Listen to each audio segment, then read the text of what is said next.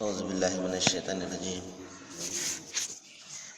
बिस्मिल्लाहिर्रहमानिर्रहीम। वज़्कुरूनी अज़्कुरुकुम वश्कुरू ली वला तकफुरून।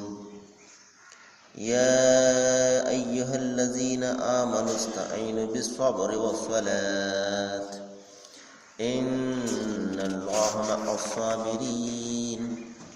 वला तक़ूलू लिमा युक़्तलु फ़ी सबीलिल्लाहि अम्वात बल अह्याउ वलाकिन ला तशऊरून। सदक़ल्लाहुल अज़ीम। అనంత కరుణామయుడ పరకృపాశీలుడు, పాలకుడు, పోషకుడు, సర్వలోక సృష్టికర్త అయిన అల్లాహ్ శుభనామంతో ప్రారంభిస్తున్నాను. సోదర సోదరిమణులారా, అయ్యలారా, అమ్మలారా, అస్సలాము అలైకుం వరహమతుల్లాహి వబరకాతుహు. ఇంతవరకు మనము మానవులందరి మార్గదర్శక గ్రంథం, మానవులందరి సృష్టికర్త, మానవాళి కోసం అవతరింపజేసినటువంటి చివరి మార్గదర్శక దైవ గ్రంథం దివ్య ఖురాన్ నుండి కొన్ని అరబీ వాక్యాలు వినడం జరిగింది.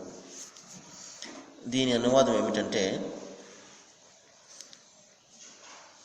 ఓ ప్రజలారా, నన్ను మీరు జ్ఞాపకం పెట్టుకోండి, నేను మిమ్మల్ని జ్ఞాపకం పెట్టుకుంటాను.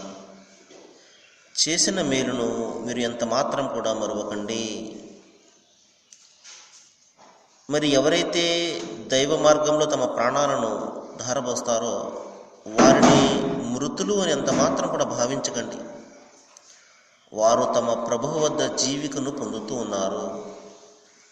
భయ ప్రమాదాలకు, ఆకలి బాధలకు, ధన ప్రాణ ఆదాయ నష్టాలకు గురిచేసి మేము మిమ్మల్ని తప్పనిసరిగా పరీక్షిస్తాము. మరి ఎవరైతే ఆ పరీక్షలో సహనాన్ని వహిస్తారో, ఆపదలు వచ్చినప్పుడు ఎవరైతే సహనాన్ని వహించి ఈ విధంగా పలుకుతారో, మేము అల్లాహకు చెందిన వారము, ఆయన వైపునకే మరలి వెళ్ళవలసిన వారము అని ఎవరైతే పలికి మరి సహనాన్ని వహిస్తారో వారికి స్వర్గం అనే శుభవార్తను అందజేయండి ఓ ప్రవక్త.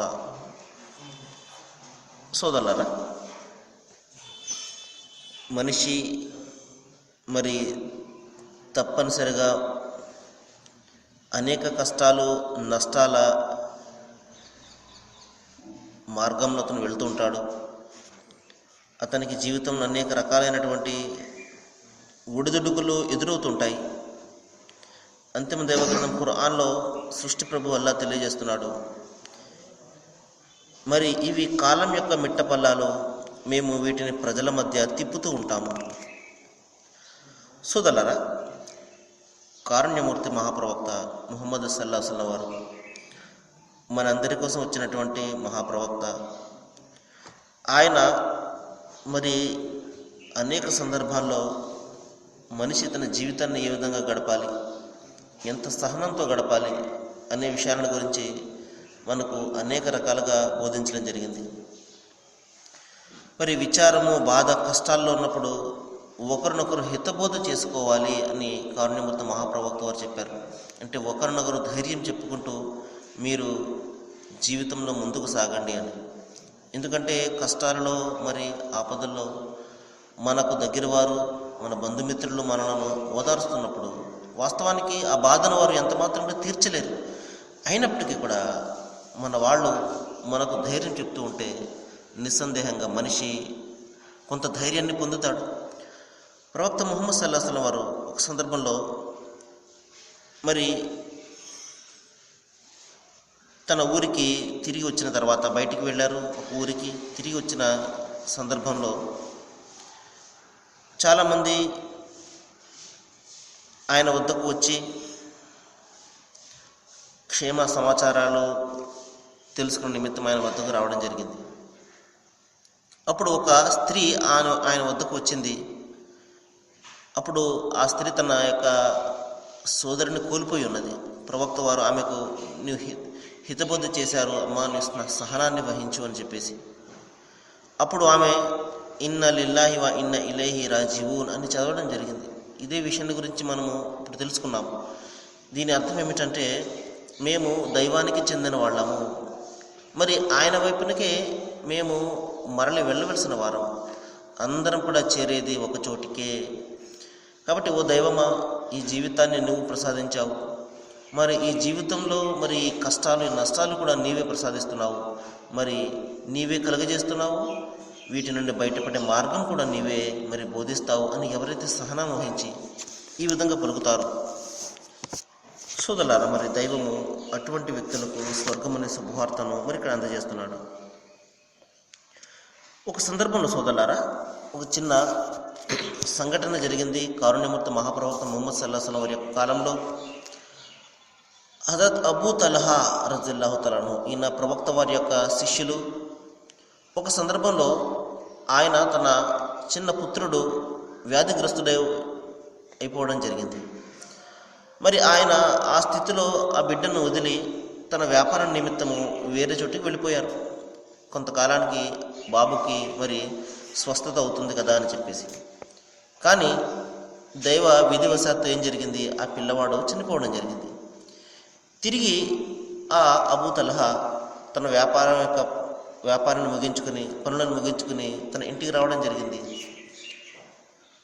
సతీమణి ఆ భర్త రాగానే ఆ విషయాన్ని ఎంత మాత్రం కూడా చెప్పకుండా, ఎందుకంటే ఈ రోజుల్లో లాగా మరి అక్కడ ఫోన్లు గేన్లు ఉండేవి కావు. ఒక వ్యక్తి యొక్క సమాచారాన్ని నెలల తరబడి కూడా తెలిసేది కాదు. భర్త రాగానే భార్య ఈ విషయం ఎంత మాత్రం కూడా చెప్పలేదు. మరి భర్త రాగానే తన బిడ్డను గురించి వాకపు చేశాడు.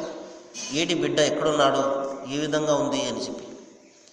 అప్పుడు ఆ భార్య అన్నది ఏమండి, మీరు ప్రశాంతంగా ఉండండి, ఇదిగో అని చెప్పేసి ఆయనకు కావలసినటువంటి సౌకర్యాలన్నిటినీ కూడా కలుగజేసి ఆయనను నిద్రపుచ్చిన తర్వాత తెల్లవారుగానే అప్పుడు భర్తతో ఈ విధంగా పలికింది. ఏమండి, ఒకరు మరొకరికి ఏదైనా ఒక వస్తువు అప్పగింత నిమిత్తము ఇచ్చినట్లయితే మరి వారు రాగానే మనము వారికి ఆ వస్తువును అప్పచెప్పేయాలి కదా అని. ఉదాహరణ చూడండి, మన స్నేహితులు లేకపోతే మన బంధుమిత్రులు ఒక వస్తువుని ఇచ్చారు, పని మీద ఊరెళ్తున్నాము, ఈ బంగారాన్ని కొద్దిగా మీ దగ్గర జాగ్రత్త పెట్టండి అని చెప్పేసి. వాళ్ళు తిరిగి రాగానే మనము ఆ హక్కును, వారి యొక్క సొత్తును మనం ఇచ్చివేయాలి, అది వారి హక్కు. ఇదే విషయాన్ని భార్య భర్తతో అడిగింది. అప్పుడు అబూ తల్హా అన్నారు, నిస్సందేహంగా మరి ఎవరి హక్కు వారికి ఇచ్చివేయాలి అనగానే ఆ స్త్రీ సహనశీలి. చూడండి, సహజంగానే స్త్రీ ఎంతో సహనాన్ని కలిగి ఉంటుంది. అటువంటి సందర్భంలో మరి తన సొంత కుమారుడు చనిపోతే ఆ స్త్రీ ఎంత సహనాన్ని వహిస్తుందో చూడండి. ఒకవైపు భర్త అడుగుతున్నాడు, బిడ్డకేమైంది, బిడ్డ ఎలాగున్నాడు, ఎక్కడున్నాడు అని చెప్పేసి. మరి తన భర్తను ఈ విధంగా ఓదారుస్తుంది. ఏమండి, మనకు ఒక వస్తువు ఎవరైనా అప్పగించినప్పుడు తిరిగి మనము వాళ్ళకి ఇచ్చివేయాలి కదా అని చెప్పేసి. అప్పుడు ఆ భర్త అన్నాడు, నిజమే ఇచ్చివేయాలని. అప్పుడు భార్య అన్నది, మరి అల్లాహ్ మనకు పుత్రుడిని ఇచ్చాడు, మరి ఆయన ఆ పుత్రుడిని తీసుకుని వెళ్ళిపోయాడు అనగానే మరి ఆ తర్వాత చెప్పింది ఆ స్త్రీ, ఎవరైతే మరి తమ పుత్రుల విషయంలో సహనాన్ని వహిస్తారో నిస్సందేహ దైవము వాళ్లకు స్వర్గంలో ఎంతో ఉన్నతమైనటువంటి స్థానాన్ని ప్రసాదిస్తాడు అని ఈ మాటను జ్ఞాపకం చేయగానే అబూ తల్హా కూడా సహనాన్ని వహించారు. ఎందుకంటే కారుణ్యమూర్తి మహాప్రవక్త ముహమ్మద్ సల్లల్లాహు అలైహి వసల్లం వారు చెప్పారు, ఎప్పుడైతే ఒక వ్యక్తి యొక్క బిడ్డ చనిపోతాడో దైవము తన దూతలతో అడుగుతాడు, నా ప్రాణానికి ప్రాణమైనటువంటి నా దాసుని యొక్క కుమారుడి ప్రాణాన్ని మీరు తీసేశారా అని. దూతలు అంటారు, నిస్సందేహంగా ఓ ప్రభు, నీవు ఆజ్ఞ ఇచ్చావు, మేము నీ దాసుని యొక్క బిడ్డ ప్రాణాలు తీసాము అని. తిరిగి ప్రశ్నిస్తాడు, నా దాసుని యొక్క ఎంతో ప్రాణమైనటువంటి అతని బిడ్డ ప్రాణాన్ని మీరు తీశారా ఓ దూతలారా అనగానే, వాస్తవానికి అన్నీ కూడా దైవానికి తెలుసు. మనకు చెప్పడం కోసము, మనకు తెలియడం కోసము దైవం ఈ విధంగా ప్రశ్నిస్తాడు. దూతలు అంటారు, ఓ దైవమా, నీ ఆజ్ఞ మేరకు నీ దాసుని బిడ్డ ప్రాణాలు మేము తీసాము అనగానే, అప్పుడు నా దాసుడు ఏమన్నాడు, ఏడుపులు పెడబొబ్బలతోటి ఈ విధంగా మరి చేశాడా, లేకపోతే దైవాన్ని నిందించాడా, ఏమి చేశాడు అనగానే ఆ దూతలు అంటారు, లేదు ప్రభు, నీ దాసుడు సహనాన్ని వహించాడు.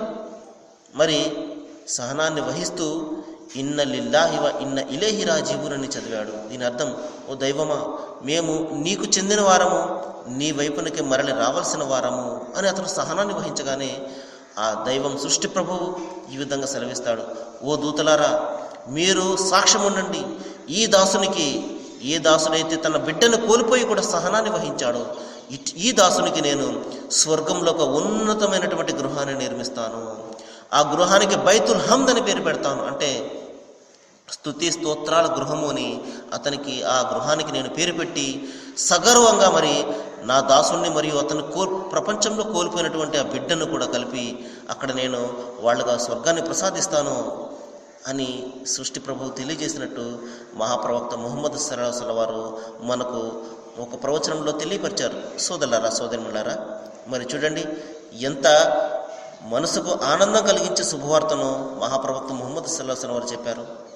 కాబట్టి మన ఆప్తుల యొక్క ప్రాణాలు కోల్పోయి మనము వాళ్ళను కోల్పోయినప్పుడు సోదరులారా, వాళ్ళతో మనకు ఈ విధంగా ఎడబాటు వచ్చినప్పటికీ కూడా, ప్రపంచంలో వచ్చినప్పటికీ కూడా సోదరులారా, పరలోకంలో మనము వాళ్ళందరినీ కూడా కలుసుకుంటాము. అయితే కండిషన్ ఏమిటంటే, మరి నిబంధన ఏమిటంటే సోదరులారా, మనము సృష్టి ప్రభువు ఒక్కరిని మాత్రమే మన సంపూర్ణమైనటువంటి జీవితాన్ని మనము సమర్పించుకొని, మన జీవితాన్ని సంపూర్ణంగా ఆయనకు విధేయత చూపించి సంపూర్ణంగా సమర్పించుకొని మనము ఆయన ఒక్కనికి మాత్రమే ఆరాధన చేయాలి. కాబట్టి ఈ విషయాన్ని మనము గమనించి మన జీవితాన్ని ఈ విధంగా మనము నడుస్తూ ఉన్నప్పుడు, మన జీవితంలో మరి మన భార్య బిడ్డలు కూడా మన అడుగుజాడలు నడుస్తున్నప్పుడు సోదరులారా, నిస్సందేహంగా మన అందరినీ కూడా దైవము పరలోకంలో స్వర్గంలో కలుపుతాడు. లేదు మన ఇష్టం వచ్చినట్లు మన జీవితాన్ని గడిపివేసి దైవం పట్ల సరైనటువంటి అవగాహన భావన లేకుండా ఇష్టం వచ్చినట్లుగా ఎవరిని పడితే మనము వాళ్ళను దైవాలుగా భావించి, సాటి మానవులను, జీవజాలాలను దైవాలుగా భావించి మనము ఆరాధన చేసి, లేదు నాకు స్వర్గం ప్రసాదించేస్తాడు దైవము అని మనము భావించినట్లయితే చాలా పొరపాటులో, ఏమరపాటులో మనం ఉన్నట్టు. సోదరులారా, మరి మహాప్రవక్త ముహమ్మద్ సల్లల్లాహు అలైహి వసల్లం వారు ఇక్కడ అనేక సందర్భాల్లో మనకు ఏ విధంగా కష్టాలలో, కడగండ్లలో మనం సహనాన్ని వహించాలో అనేక సందర్భంలో మనకు చెప్తున్నారు. ఒక సందర్భంలో ప్రవక్త ముహమ్మద్ సల్లల్లాహు అలైహి వసల్లం వారి యొక్క శిష్యులు హజరత్ జుబైర్ అనే ఆయన తల్లిగారు, ఆమెకు తీవ్రంగా జబ్బు చేసింది. మరి కుమారుడు వెళ్ళాడు తల్లిని పరామర్శించడానికి. అప్పుడు ఆ తల్లి తన బిడ్డతో ఈ విధంగా ఉంటుంది, బాబు, నాకు 2 కోరికలు ఉన్నాయి. అదేమిటంటే, మరి ఆ 2 కోరికల్లో ఏదో ఒకటి తీరే వరకు దైవం నన్ను సజీవంగా ఉంచితే నాకు అదే చాలు.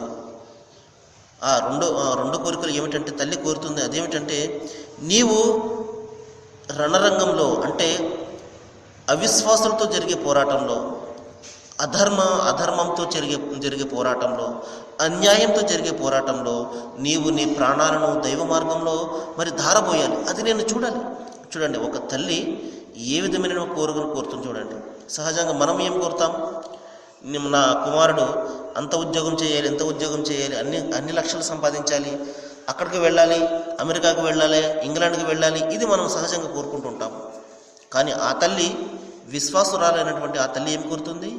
నా బిడ్డ ప్రాణాలు దైవం కోసం అర్పింపబడాలి, ధర్మం కోసము, న్యాయం కోసము, సత్యం కోసము అర్పింపబడాలి, అది నేను చూడాలి. చూడండి ఎంత అమూల్యమైనటువంటి కోరికను వెళ్ళబుచ్చుతుందో. ఇంకా లేదా నీవు విజయాన్ని సాధించి మరి రావాలి. చూడండి, నీవు నీ జీవితాన్ని కోల్పోయినా పర్వాలేదు దైవ మార్గంలో, లేక విజయమైన పొందాలి, విజయమైన వీర స్వర్గమైన అని చెప్పేసి మనకు పెద్దలు చెప్తారు. ఈ విధంగా ఈ 2 కోరికల్లో ఏదో ఒక కోరిక తీరే వరకు దైవం నాకు మరి ప్రాణాన్ని నిలిపితే అది అంతే చాలు అని చెప్పేసి ఆమె తన బిడ్డ వద్ద ఈ విధమైనటువంటి కోరికను కోరుతుంది. మరి వాస్తవంగానే ఏం జరిగిందంటే సోదరులారా, ఆ తల్లి జీవించి ఉండగానే ఆయన కుమారుడు ఆమె కుమారుడు తన తల్లి ఏ విధంగా అయితే కోరుకున్నదో అదేవిధంగా తన ప్రాణాలను సత్యం కోసం అర్పించేశాడు, దైవం కోసం, ధర్మం కోసం అర్పించేశాడు. సోదరులారా, ఈ విధంగా మరి సహనాన్ని వహిస్తూ మనము ముందుకు వెళ్ళాలి. ఎందుకంటే ఇప్పుడే మనం ఒక వాక్యాన్ని వినడం జరిగింది. అదేమిటంటే ఇన్నల్లాహ మఅ స్సాబిరీన్, నిస్సందేహంగా ఎవరైతే సహనాన్ని కలిగి ఉంటారో వారి వెంట ఆ సృష్టి ప్రభువే ఉంటాడు అని. కాబట్టి మరి ఇంకొక సందర్భంలో దైవం తెలియజేస్తున్నాడు, మరి కష్టాలు కడగండి వచ్చినప్పుడు మీరు దైవం పట్ల నమ్మకంతో, దైవం పట్ల భరోసాతోటి, ఆయన నన్ను ఆదుకుంటాడు అన్న భరోసాతోటి మీరు మీ కర్తవ్యాన్ని నిర్వర్తించండి. మీరు మరి ఇంట్లో కూర్చుని సమస్య తీరిపోవాలి అంటే అంత మాత్రంగా తీరిపోదు సోదరులారా. కాబట్టి మన ప్రయత్నము మనం చేయాలి, మన కృషి మనం చేయాలి. భారము ఆ పైవాడైనటువంటి సృష్టి ప్రభువు సర్వేశ్వరుడు అల్లాహ్ మీద పెట్టాలి. నిస్సందేహంగా ఆయనే ఈ మార్గం నుండి, ఈ ప్రమాదం నుండి, ఈ కష్టం నుండి బయటపడే మార్గాన్ని ఆయనే బోధిస్తాడు. మరి నేను సర్వసృష్టి ప్రభు అల్లాహ్ను ప్రార్థిస్తున్నాను, ఏ విషయాలైతే మనం ఇక్కడ వింటున్నామో వీటి పట్ల మనము మరింతగా అవగాహన కల్పించుకొని మన నిత్య జీవితంలో మనము ఆచరించేలాగా సృష్టి ప్రభు అల్లాహ్ అందరికీ కూడా మరి జ్ఞానాన్ని బోధించాలని, మంచిని చేయాలని నేను వేడుకుంటూ ముగిస్తున్నాను. వాఖిరు దవానా అనిల్ హమ్దులిల్లాహి రబ్బిల్ ఆలమీన్. అస్సలాము అలైకుం.